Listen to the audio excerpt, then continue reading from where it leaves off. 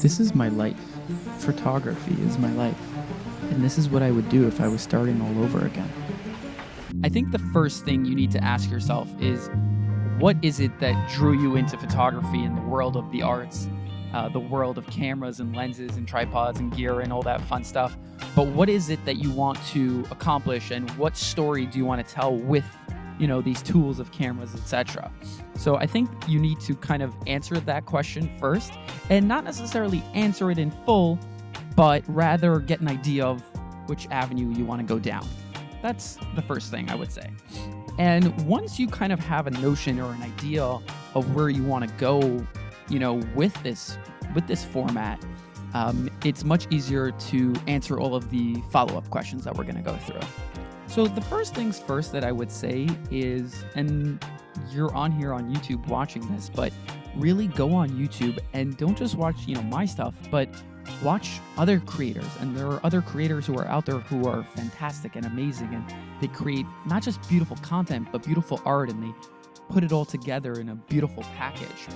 And I think that that's an excellent place to start. And don't just watch one person, but watch many people. The second thing I would do is to go out and study other people's content, other people's art, other people's creations. Essentially, just gather inspiration, not just inspiration, let's say if you're interested in street photography, and gather inspiration in street photography, but also warrant yourself with other forms of photography. So street photography, landscape photography, portrait photography, nighttime photography, all of that type of stuff, and see, maybe you're like, hey, maybe street photography, but then also you're like, hey, whoa, Milky Way photography is really cool. So kind of I would say dip your toes in the water and get a taste for a little bit of everything just to start. Okay, so moving on to idea number 2, the second thing that I think a lot of people, I guess, either get too caught up in or overlook is this notion that photography and the visual representation of your story that you're trying to depict is solely based in the gear that we use. And although there is truth to that, and at a certain point of your growth process that does become a real factor, in the beginning not so much.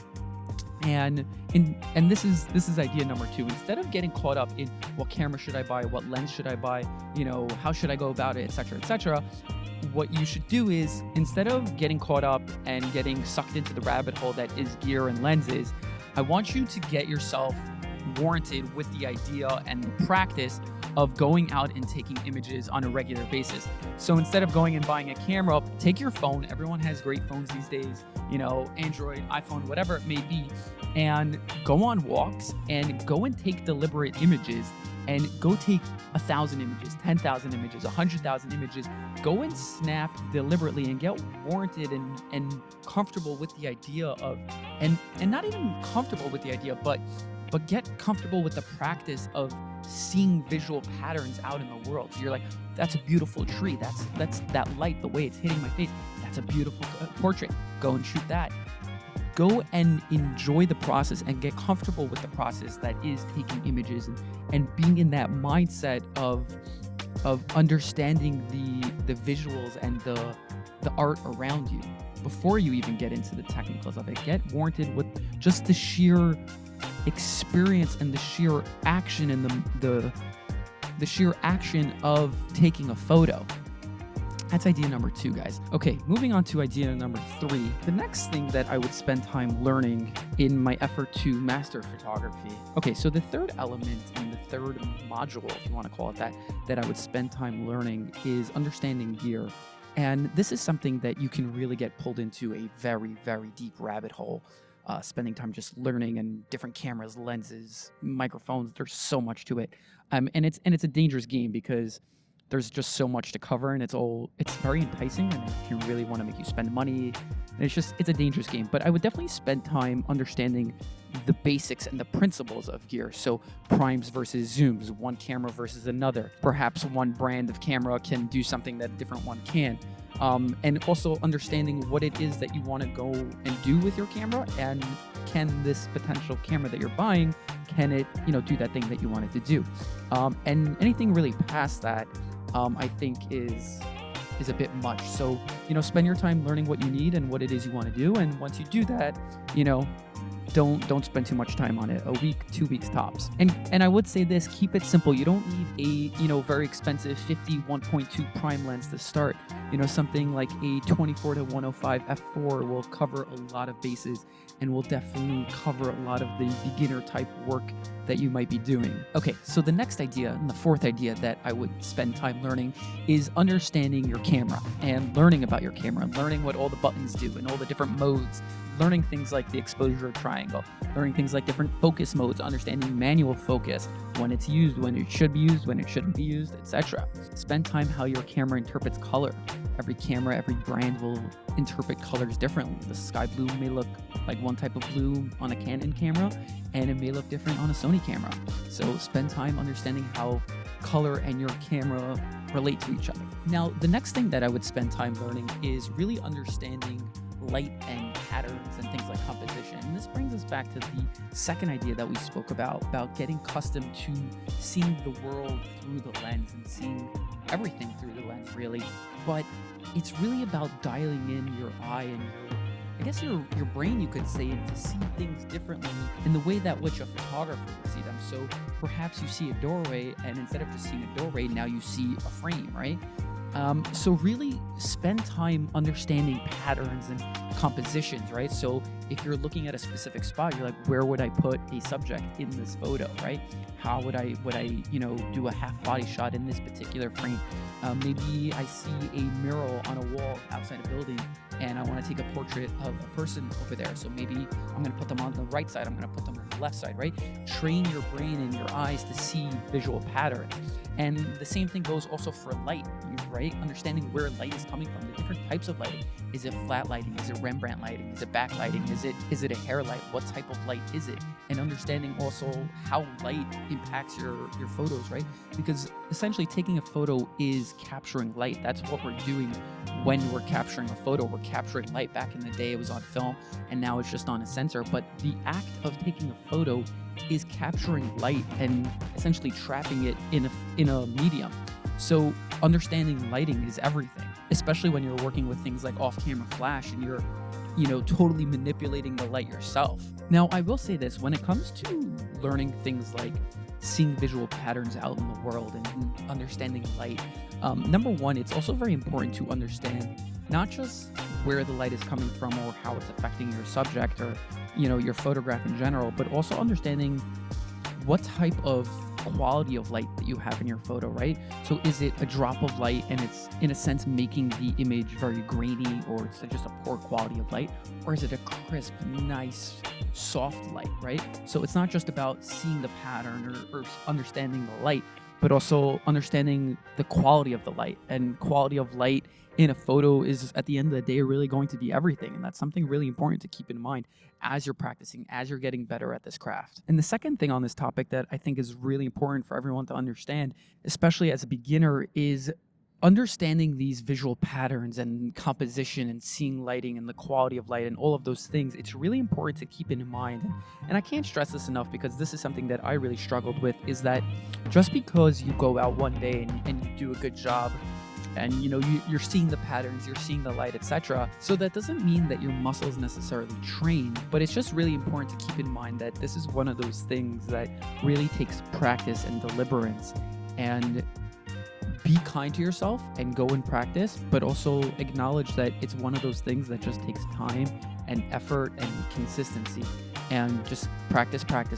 And yeah, maybe it won't make perfection, maybe it will, but it's just one of those things that there's no cheat code to it. And it really just requires thousands and thousands and thousands of images to start to really understand the patterns and seeing it all, and also being able to see it efficiently and quickly. Sometimes, this may turn into your job. Sometimes time is of the essence. So it's really important that you just remember that and keep that in mind. Okay, moving on to our sixth, guys. We're almost there. This is our sixth. We have one more after this. So the sixth thing that I would spend time learning after I've mastered a lot of the things that we already spoke about, the next thing, and only at this point would I start learning about editing. Now, editing is one of those things that people like to, I always, especially like when I'm shooting a wedding, people are like, oh, we'll Photoshop it out. We'll Photoshop it in. We'll Photoshop that person in. It's like, no, let's not do that. Let's let's capture the proper image. Number one, I think faking things in images, I think you can fake something in an image, but if you're capturing a photograph, I don't think you can Photoshop a photograph. I don't know if that makes sense out loud, but in my head that kind of makes sense. If you're capturing something like an image at a wedding, you're capturing a photograph at a wedding, right? Let's say like a grandmother and the bride, right? So you don't want to Photoshop the bride with the grandmother. That's not the photograph we want to capture on the day of a person's wedding, right? We want to just go and capture that photograph and create that proper memory, not manipulate it later. But understanding editing, there are a lot of technical ways to go and manipulate an image, right? So you can control things like the exposure and the contrast and the colors and, skin tones and lighting, etc. But and there's plenty of content about that to go and learn how these programs work and how the softwares work. By all means, go and learn those, and those are very important. But it's only after you understand the whole process that is capturing photos and capturing the world around you and building the art, and when your images get good, then go and study editing. Because at the end of the day, you can't really take a bad image and make it good. You can't take an image of, a piece of dirt and make it look like the Mona Lisa. It just doesn't really work that way. So spend time learning your skills, honing your skills, building your craft, and then once your images are somewhat decent, then you can learn editing and make a good image great. Okay, guys, we made it to number 7. We're almost there. Let's do this and we will wrap this up. So the 7th and final item on our list, if you will, is feedback and mentorship. And I can't tell you how important of a role this played in my career so far. And in the scale of everything, I'm really truly just getting started. But the idea is that understanding feedback and getting good feedback, and I'm not talking about feedback from your mom or your partner or your friends, and they're like, oh yeah, it looks great, Eric, it looks fantastic, oh my god. No, get feedback from a complete stranger, someone who isn't going to be afraid to pardon my French, but rip you a new one. Feedback from strangers is really important in the sense that they will really tell you what they like, what they dislike, and it'll really open your eyes because they won't have any previous bias towards you. And the second half of this idea of mentorship, and this one really played a very huge role in building and starting my career, is, and I would even recommend most new photographers do this, is go out into the world and find photography assistant jobs where, for example, if a photographer is photographing a wedding, go shadow them around, carry their lens back, carry their lights, help them do whatever it is they're doing, and learn from them and ask them questions. Be like, hey, I noticed you set your light to this and this power, or I noticed you set your camera up like that, or you were holding your camera at this angle or shooting from that perspective. Why did you do it like that? Ask questions and learn. Having a mentor in this world of photography, somebody you can ask questions to, somebody you can talk to, somebody you can discuss ideas, and perhaps maybe you come across a topic or a question that isn't answered on the internet, or you need to talk it out with someone because it's super complex. Having someone in your life that you can discuss these things with is an absolute game changer, and it was an absolute game changer for me, and I highly recommend that you do that and you go and find someone like that. Honestly, if you want to reach out to myself, you can totally do that. I'll link my Instagram down below. You can find me there and shoot me a message. Would love to talk to any of you guys. Guys, that's it for me. I hope you got something out of this. If you did, do me a favor on your way out. Just smash that like button. It really does help us out tremendously. And guys, I will see you in the next one. Peace. Have a good one.